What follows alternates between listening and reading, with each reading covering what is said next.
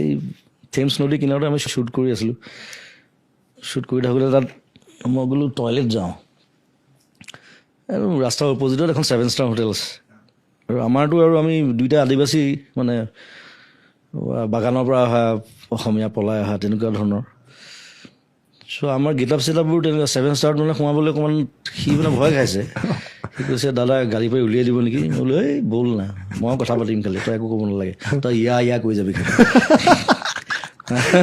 গৈ 7 ষ্টাৰত দিলোঁ সোমাই গৈ ঠাণ্ডাত গৈ টয়লেট গ'লোঁ এতিয়া ফটকৈ টয়লেট বুলি ক'বলৈ দিগদাৰ কাৰণ নিদিব বাহিৰতো যাবলৈ ড্ৰেছ আপ বেলেগ দেখিছে আমাৰ গেটআপ চব চাহবোৰ বহি আছে পাৰ্টি চলি আছে দুইফালে তাৰপিছত মই ক'লোঁ ৱেৰ ইজ দ্য বাৰ লগালগ মাথাত আহিলে বোলো বাৰখন ক'ত সোধোৱে কাৰণ বাৰ টয়লেট থাকেই yes sir you can go up stairs finish the 4th floor গ'লে পূৰা ব্ৰিটিছ ইংলিছ দিছোঁ সি ভাবিছে এইটো কোনোবা আহিলে মোলা মোলা বান্দৰ টুপি পিন্ধি বাৰ গৈছোঁ ধুনীয়াকৈ ড্ৰিংক দুটা মাৰিছোঁ টয়লেট গৈছোঁ তাৰপিছত নামি আহিছোঁ লাউঞ্জত গোটেই চব মানুহ বহি আছে গোটেই মই বোলো সিদ্ধাৰ্থ বোলো কি দাদা বোলো চাদা মাৰ কৈছে দাদা এতিয়া পুলিচত দিব কিন্তু আমাক বোলো দেই কোনে কৈছে ব্ৰিটিছে চাদা নাখায় বুলি চাদা আহিছে আমেৰিকাৰ পৰা আৰু তাকো আনিছে ব্ৰিটিছে ছাৰ ৱাল্টাৰ ৰেলে মই হিষ্ট্ৰী জানো গোটেই মই চব বকি দিম মৰি যাব সিহঁতি পুলিচ ছাৰ ৱাল্টাৰ ৰেলে টবেকো আৰু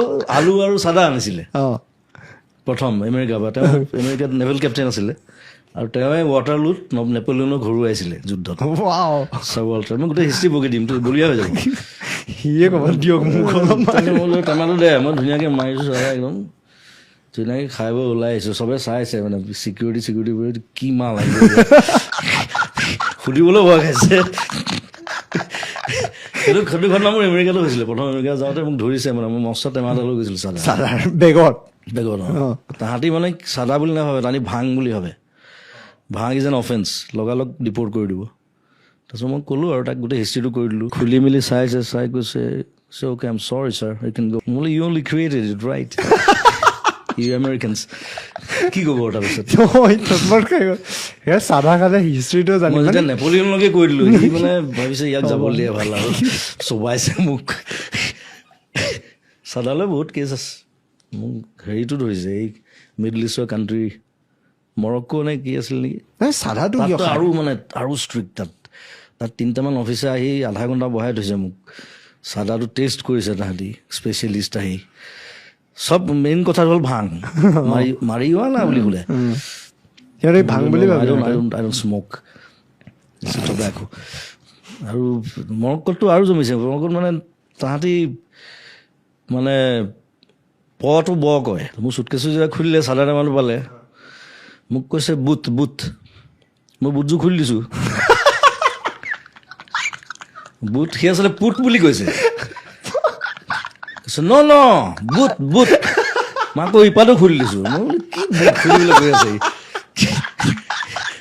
তাৰপিছত মোক ফটকৈ মনত কৰিলে ইহঁতৰ পটো নাই এলফাবেটছত তাৰমানে পেপচি ক'ব নোৱাৰে বেপচি বুলি কয় this is the time for me to break বুলি ক'ব মানে প্ৰে নামাজ পঢ়িবলৈ যাব চ' সেইটো ক'ৰবাত মানে বহুত আগতে শুনা কথা মই ফটকৈ মাথাত আহিলে মই বোলো পুট তেতিয়া মই চাদাত উলিয়াই দিছোঁ এনেকৈ চ' য়েছ অ'কে চাই মেলি তাৰপিছত যাবলৈ দিলে আৰু ইট ৱাজ লাইক এয়াৰপৰ্টত বহুত ঢেৰ ঘটনা হৈছে মানে ইটছ লাইক চাদাটো মানে কি চাদা যেতিয়া খায় নাখায় আচলতে চাদাটো লয় চাদা খোৱা বস্তু নহয় চাদাটো লয় নাখায় এইটো ভুল অসুল চ' প্ৰথম যেতিয়া লয় চাদাটো মানে সি কিবা এটা ট্ৰিপ পায় এতিয়া মই এইবিলাক ট্ৰাই কৰি আছোঁ যিমান পাৰোঁ আই এম ট্ৰাইং ইট পিছলৈ মানে একো নাথাকিল এনেই অভ্যাস হৈ যায় এই চাদাকণ দেচোন কথাত তেনেকুৱা ন' ট্ৰিপ নাথিং এতিয়া মদ হওক ভাং হওক ট্ৰিপ থাকেতো এটা মই বাৰু ভাঙত নাই বা চিগাৰেটতো নাই মই চিগাৰেট নাখাওঁ এই চাদাটো এৰিব পৰা নাই এৰিব লাগে আচলতে কলেজত থাকোঁতে এদিন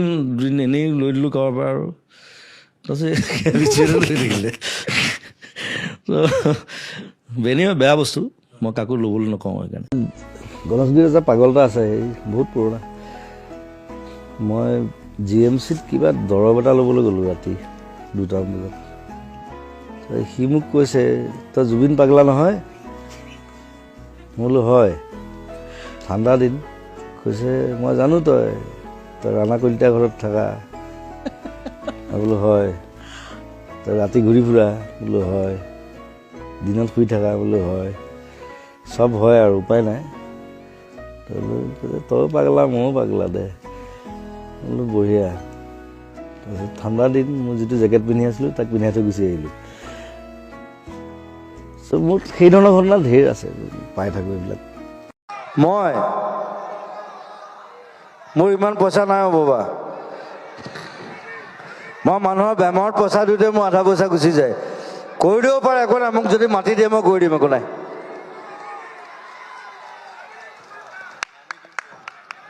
এক বিঘা মাটি দিলে হ'ল, চিনেমা হল বনাই দিম। গভৰ্ণমেণ্টে বনাব নোৱাৰিলে মই বনাই দিম, একো ডাঙৰ কথা নহয়।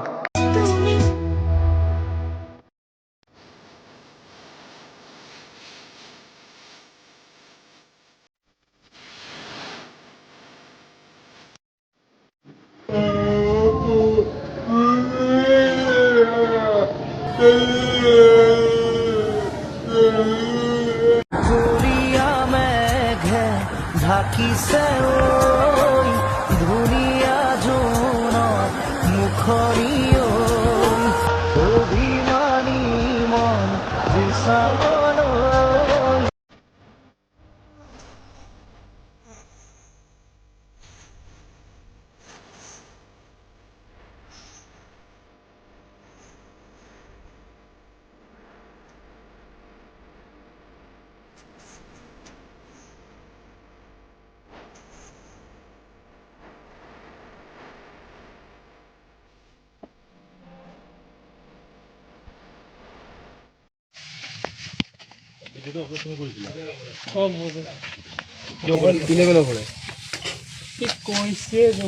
কোনে কৰিছিলে? কাৰ একাউণ্টৰ পৰা কৰিছে? সি কৈছে মই মামা এজনৰ আইডিয়া দিছিল। কথাখিনি কি কৈছে গম পাইছা নে নাই? সেইখিনি কৰিব লাগে নেকি এতিয়া? ক'ব লাগে নেকি এইবিলাক কথা? তুমি কৰিছা নে নাই আপলোড? মই আপলোড কৰিছোঁ। গলতিটো কাৰ? গলতিটো কাৰ তেতিয়াহ'লে? গালি দিছে ন?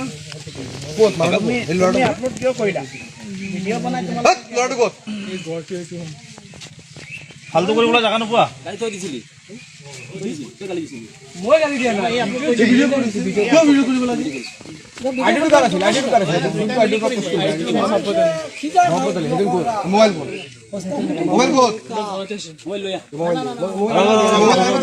কাৰোবাক আনিব দিয়া। মানুহ হাকাৰ আৰু তুমি দেখাই তুমি ভিডিঅ' কৰাৰ দৰকাৰ কি থাকে? এটা বেষ্ট কাম কৰি দিয়া।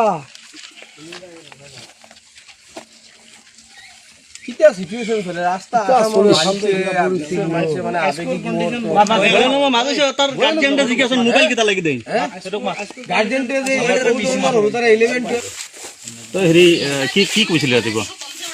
ভিডিঅ'ত কি কৈছিলে?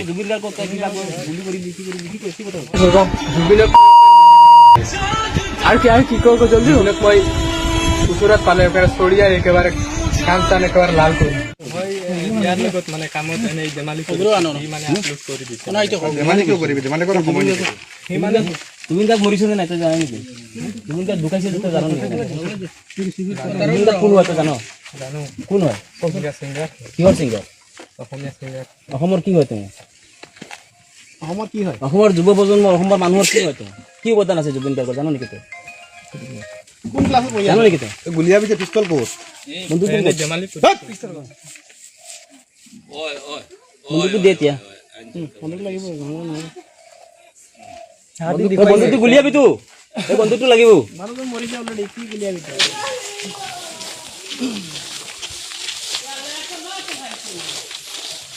থানাত দিয়া আহিবা।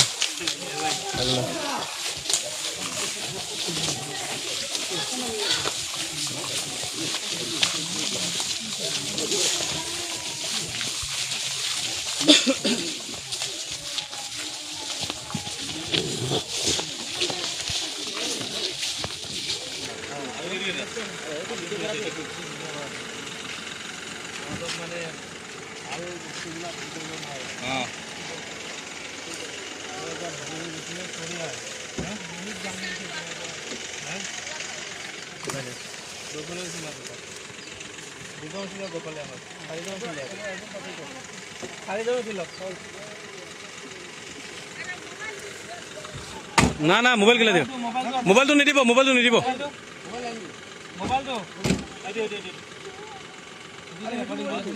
মই এতিয়া সোণাপুৰৰ কমাৰকুছিৰ হাতীমূৰা টিলাত আছোঁ, য'ত জুবিনদাৰ সমাধিক্ষেত্ৰ হ'ব, য'ত জুবিনদাক কাইলৈ শেষ সৎকাৰ কৰা হ'ব।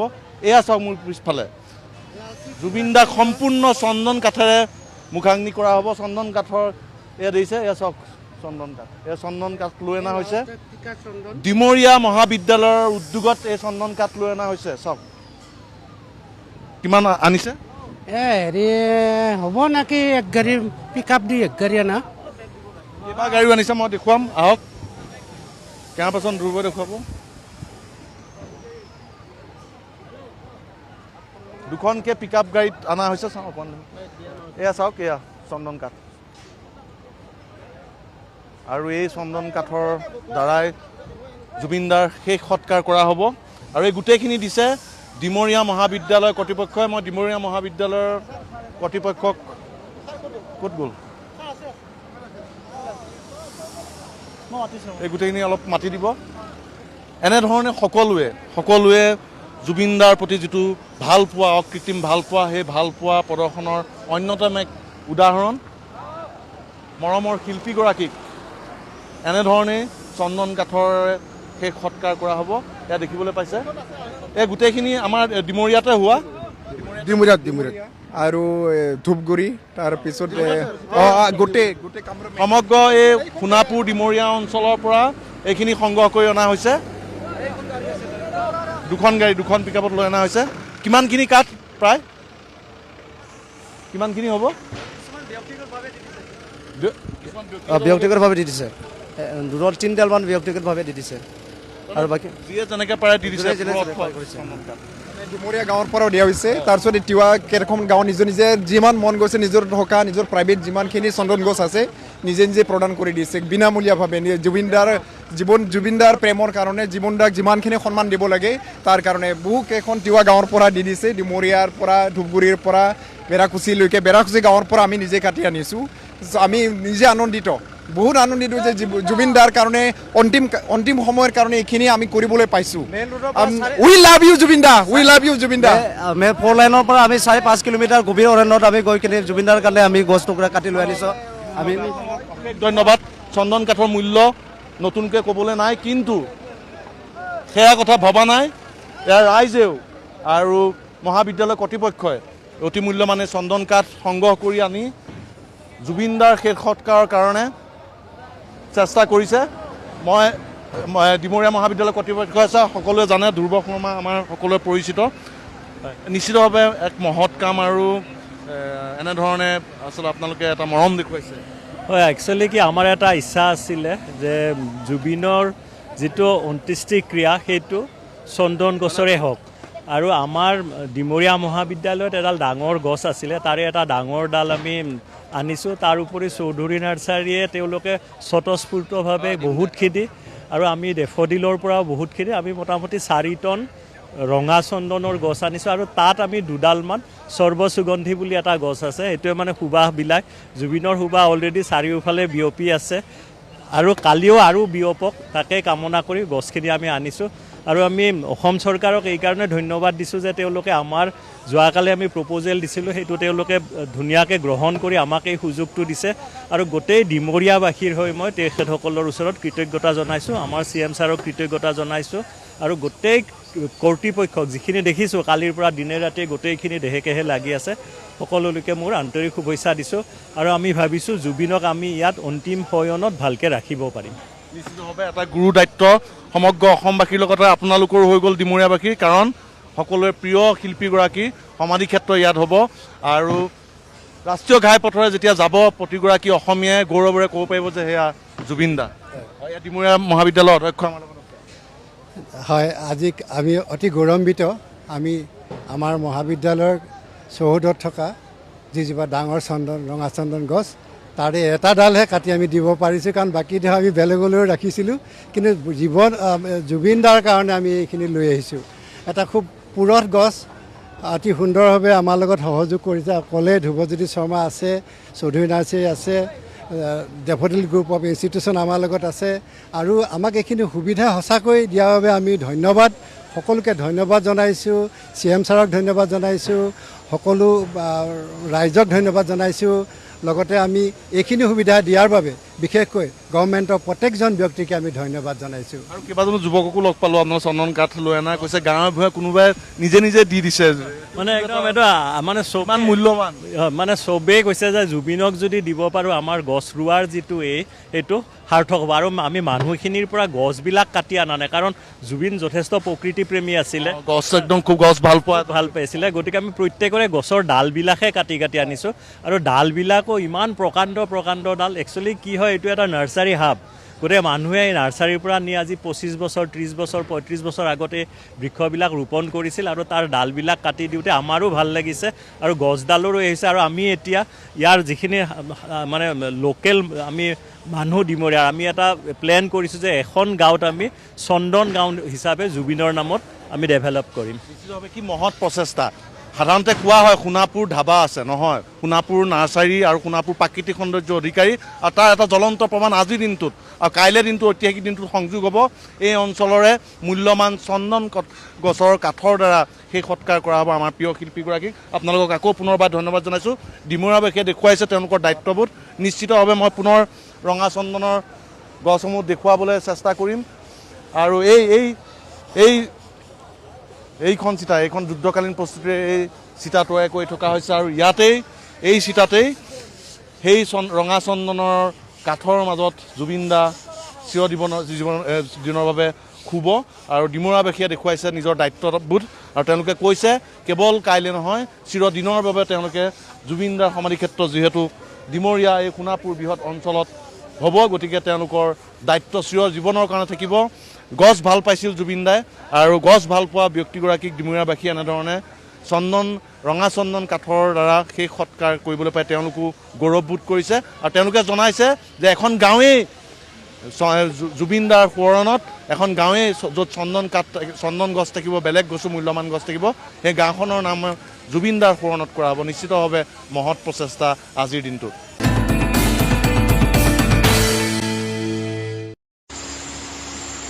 নমস্কাৰ সকলোকে। আৰু সকলো চাগে এতিয়া শুই আছে, প্ৰায় 3টা বাজিবৰ ওচৰা-ওচৰি হৈছে। আৰু আপোনালোকক ফাইনেলি মই দেখাই দিলোঁ, যিটো যোৱাকালিৰ পৰা মই ভিডিঅ' আকাৰে আপোনালোকক কৈ আছিলোঁ যে এনেকুৱা এটা অসমক উপহাৰ দিম, অসমৰ ৰাইজক, যিটো সদায় অমৰ হৈ থাকি যাব জুবিন দা। আৰু কোনে কিমান জুবিন দাক মানে ভাল পায় নাজানো, বা কোনে কি ধৰণে তেওঁক মানে সেৱা জনায় সেইটো নাজানো, কিন্তু মই এই ধৰণে তেওঁক সেৱা জনাইছোঁ। আৰু তেওঁৰ এটা ডাঙৰ প্ৰতিমূৰ্তি নিৰ্মাণ কৰি আছোঁ, ফুল চাইজ, মানে গোটেই ফুল বডিৰ হয়। মোটামুটি আমি 11 ফুটৰ এটা প্ৰতিমূৰ্তি নিৰ্মাণ কৰি আছোঁ। আৰু ভেটিটো লৈ প্ৰায় আমাৰ 16-17 ফুট মানৰ হাইট হ'ব গোটেই প্ৰতিমূৰ্তিটো। আৰু আপোনালোকে যিমানখিনি কাম দেখা পাইছে, তলৰ পৰা ওপৰলৈকে যদি আপোনালোকে চাই, যিমানখিনি আপোনালোকে কাম দেখা পাইছে, এই গোটেই কামখিনি কালি ৰাতি গোটেই ৰাতি কৰিছোঁ, আৰু আজিও গোটেই ৰাতি কৰিম, কাইলৈও গোটেই ৰাতি কৰিম। সাধাৰণতে এনেকুৱা এটা প্ৰতিমূৰ্তি বনাওঁতে মানে লাইফ চাইজৰ ষ্টেচুতকৈও এইটো বহুত ডাঙৰ, মোটামুটি 11 ফুট যিহেতু, গতিকে এনেকুৱা এটা প্ৰতিমূৰ্তি বনাওঁতে 2-3 মাহ সময় লাগে। কিন্তু 2-3 মাহৰ বিপৰীতে আমি কি ধৰণে কামটো এসপ্তাহ 4 দিন 5 দিনৰ ভিতৰত কমপ্লিট কৰোঁ, তাকে দিনে ৰাতিয়ে প্ৰিপেৰেশ্যন কৰিছোঁ। য'ত মূৰ্তিটো স্থাপন কৰা হ'ব তাতো দিনে ৰাতি, এতিয়ালৈকে তাতো 3টা বজালৈকে কাম চলি আছে। ইয়াতো আমি এতিয়া কাম চলাই আছোঁ এতিয়ালৈকে। মইতো ঘৰৰ পৰা মানে পুৰা বেডিং চেডিং লৈ আহিছোঁ।